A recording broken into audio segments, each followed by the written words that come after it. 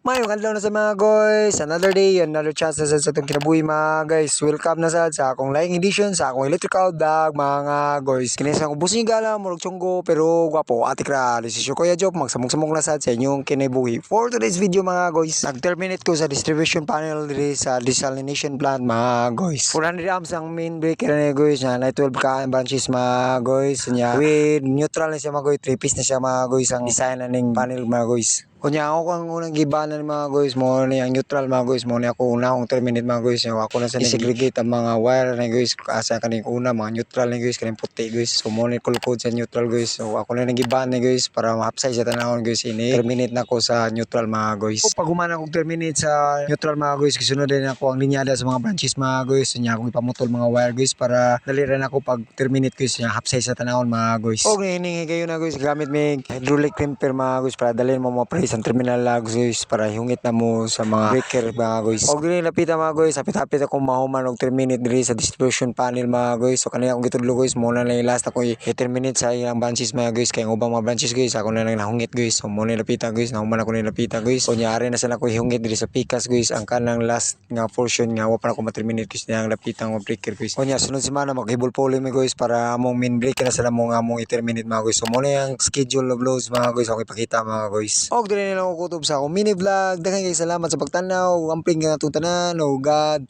bless.